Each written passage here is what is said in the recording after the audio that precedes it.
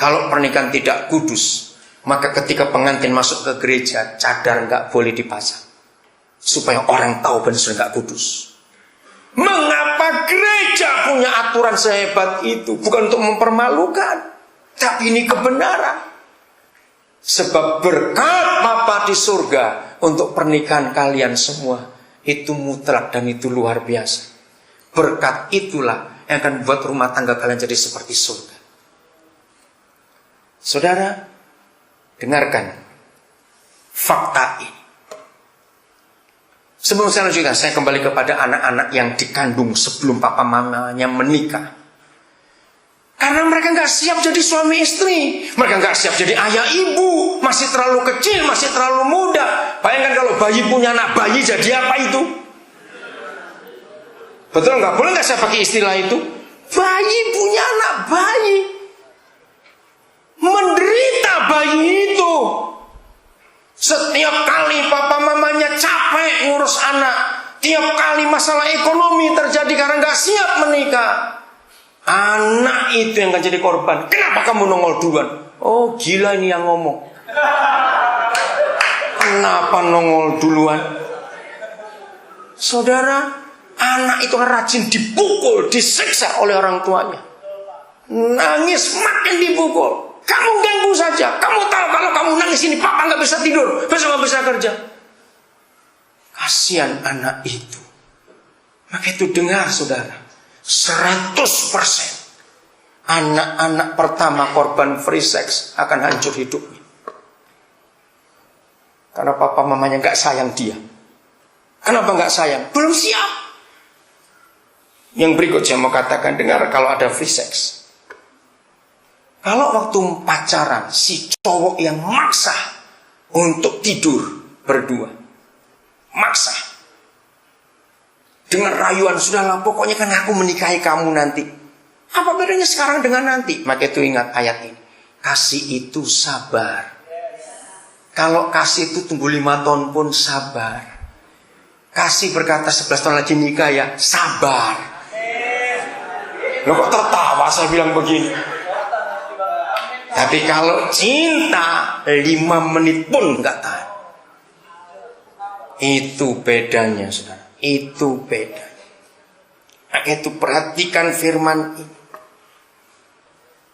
Begitu hubungan seks terjadi, walaupun tidak hamil, dengar ya, walaupun tidak hamil, tapi bagi si cewek yang nantinya jadi si istri dari cowok tadi yang sekarang jadi suaminya, maka di benak istri punya gambaran yang kurang baik tentang suaminya dalam masalah seks. Karena istri ini ingat waktu masih pacaran, bagaimana nafsu si suami ini tadi. Pada kandungan bulan tertentu, ini lagi, anak pertama walaupun nikahnya benar, tapi tidak kudus karena tidak hamil walaupun gak hamil. Anak pertama pun akan jadi korban. Kenapa? Dengar. Ketika kandungan umur bulan tertentu, tidak ada ukuran tertentu, ya, tidak ada, tergantung kondisi seorang istri. Maka seorang istri tidak akan bisa melayani suaminya dalam masalah seks karena kandungannya semakin besar. Nah, ketika istri melihat itu, bahwa suaminya ingin tapi dia nggak bisa, maaf ya, maka timbul ketakutan dalam diri si istri. Jangan-jangan, saudara, hari-hari ini saya lagi bersekutu dengan satu keluarga hamba Tuhan yang masih muda, baru punya anak pertama. Ini gembala, tapi rumah tangganya ribut terus. Saya nggak kenal mereka tadinya, tapi rupanya mereka pernah dengar apa yang saya khotbah suami. Ringkas cerita, ternyata masalah keributannya sederhana sekali. Ketika saya buka masalah ini, mereka kaget. Jadi akar permasalahannya karena kecurigaan istri terhadap suaminya. Karena suaminya nggak buat apa-apa. Suami waktu sebelum menikah pernah melakukan itu. Istri sulit percaya pada suami. Kalau dia nggak pulang sebentar saja telah datang, sok pikir kemana ini, kemana ini. Dengarkan para istri, tolong para suami yang pernah melakukan itu, tutup celah itu di dalam darah Yesus. Hapuskan kecurigaan. Sekarang suami mana yang suka dicurigai terus padahal nggak buat apa-apa? Suatu hari saudara, ketika suami itu merasa ini istriku kok jadi aneh akhir-akhir ini, kenapa?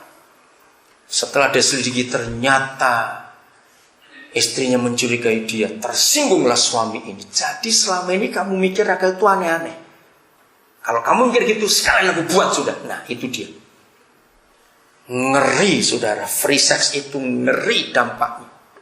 Begitu pula kalau sebaliknya, zaman sekarang pun setan lebih kurang ajar lagi.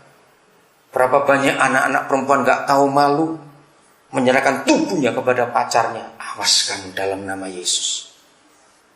Apabila pacaran ada cinta, rusaklah pernikahan itu. Saya lanjutkan masih 1 Korintus 13 ayat yang kelima. Ayat 5 ini penting. Ia kasih itu tidak melakukan yang tidak sopan. Kalau cinta sangat tidak sopan. Dengarkan. Saya percaya semua kita tahu apa arti kata tidak sopan, bukan? Dengarkan baik-baik. Maka itu anak muda, engkau jangan marah ya. Tapi ini saya berikan pengetahuan ini, kebenaran ini. Waktu kalian sedang pacaran, jangan pernah gandengan. Jangan sungguh-sungguh. Sebab anak muda yang sedang jatuh cinta, itu 10 jari tangannya, kalau dia punya 12 sebelum 12 jari tangannya. Ya, orang muda yang lagi jatuh cinta, itu jari-jari tangannya itu udah setrum listrik 240.000 volt. Betul tidak? Orang yang lagi jatuh cinta itu luar biasa. Ginilah supaya cepatnya karena waktu. Apa bedanya gandeng pacar dengan gandeng mayat? Dah gitu saja. Saya ulangi, apa bedanya gandeng pacar dan gandeng mayat? Ayo bedanya apa? Gandeng mayat nggak mungkin kesetrum. Nah, maka itu waktu pacaran jangan. Ketidaksopanan di dalam pacaran, saya pernah meneliti. Itu ketika gandengan tangan dimulai. Manusia itu makhluk yang paling kurang ajar. Binatang itu gak pernah kurang ajar. Apa kurang ajarnya kita manusia? Kalau pernah sekali, pasti ada 2 kali. Jawabnya atau tidak? Kalau binatang enggak. Dia pernah sekali salah, dia gak akan kedua kali. Kalau kita goblok. Maka itu kita harus tahu, begitu gandengan tangan engkau teruskan, yakinlah, saya bukan ngajari tapi saya memberitahu. Kalau kalian pacaran sudah kebiasaan gandengan tangan, gak akan puas dengan gandeng tangan. Itu tangan mulai kurang ngajar itu, mulai kemana-mana, ngerti lah pokoknya itu.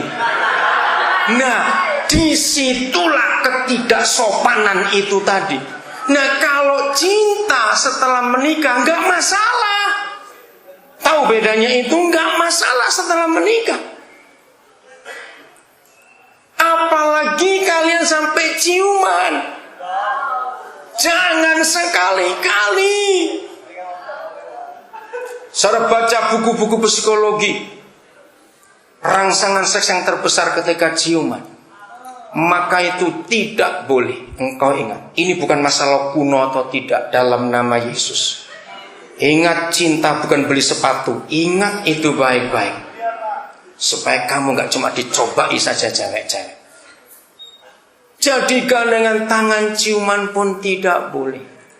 Kalau ada anak muda masih ngotot sama, apa bedanya nyium pacar dan nyium mayat? Dan itu saja sudah. Apa bedanya? Tahu bukan? Nah, jadi harus ngerti. Tapi suatu kali waktu saya buat acara untuk anak muda ini, ada anak muda yang ngengkel istilahnya, yang waduh, om gini om, kalau nyebrang jalan bagaimana? Masa nggak boleh digandeng? Wah, ini anak ini, saya bilang cari zebra cross. atau jembatan penyeberangan